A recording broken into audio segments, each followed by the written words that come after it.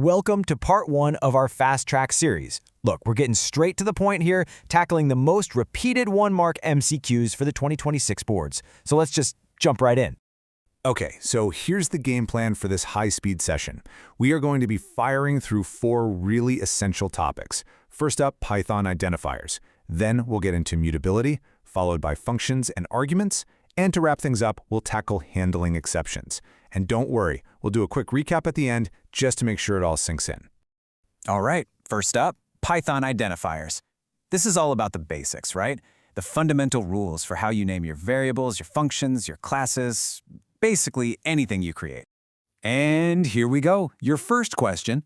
Take a quick look at the options. Which one of these is actually a valid Python identifier? Go ahead and pause if you need a second to think it over. Okay, the correct answer here is C, user__2. So why are the others wrong? Well, it's pretty simple. Identifiers can't start with a number, so that kicks out option A. They also can't have special characters like the @ symbol, so B is no good. And no spaces allowed, which gets rid of D. So yeah, that leaves user__2 as our only winner. All right, let's keep the momentum going. Next question. Now, this one is a bit of a trick question. It tests a really key rule about reserved keywords. So, which of these can you actually use as an identifier in your code? And the answer is B, break. This all boils down to one supercritical detail. Python is case sensitive. You see, global, def, and with are all reserved keywords. You can't use them. But they're only keywords when they're in all lowercase. Since break starts with a capital B, Python just sees it as a totally different word, and that makes it a perfectly valid identifier. Okay, time to switch gears. Let's talk about our second topic, mutability. This is a huge concept in Python. It's really just asking one simple question. After you create an object, can you change its value, or is it set in stone? All right, here we have an assertion and reason question. You know the drill. Read both of those statements very carefully. First, ask yourself, is the assertion true? And then, even if it is the reason they gave you the right explanation? So the correct choice here is C. The assertion that dictionaries are mutable, that's 100% true. You can add, remove, change key value pairs all day long. But the reason they gave is flat out wrong. It says you can't change the values, but you absolutely can.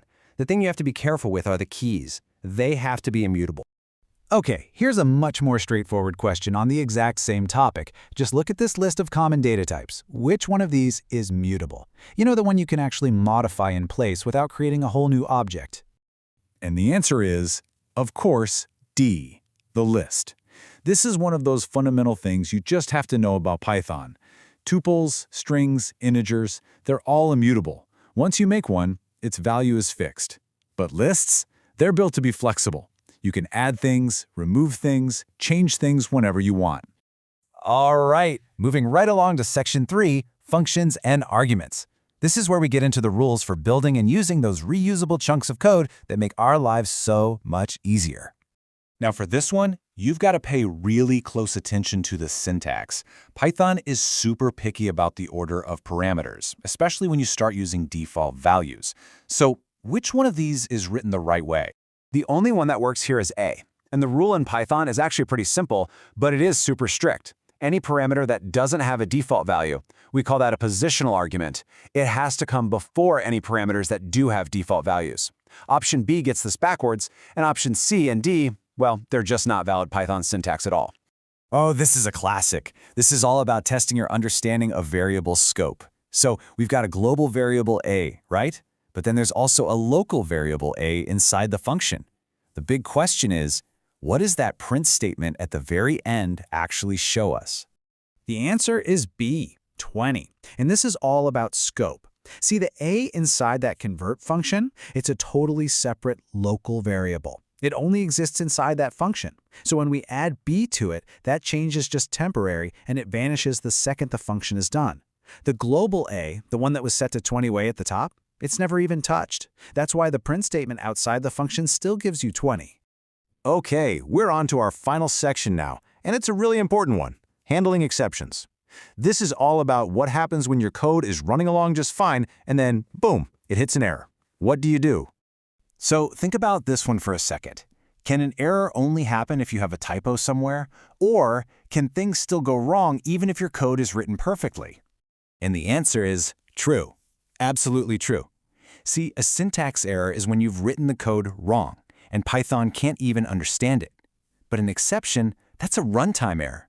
Your code's grammar could be perfect, A+ work, but then you try to do something impossible, like dividing by 0 or opening a file that isn't there. That's when an exception gets raised, while the program is actually running. Hey, speaking of dividing by 0, Python has a special name for that exact error. It's a specific exception for that mathematical impossibility. Do you know which one it is? Yep, the correct answer is C, the zero division error. It's one of the most common runtime errors you'll see, and thankfully, Python named it something super obvious so you know exactly what the problem is. Wow, okay, we covered a lot of ground there and pretty fast too. So let's just take a breath and do a quick final recap of the most important rules we went over.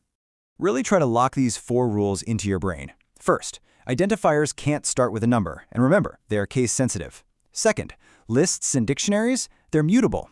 Tuples and strings, they're not.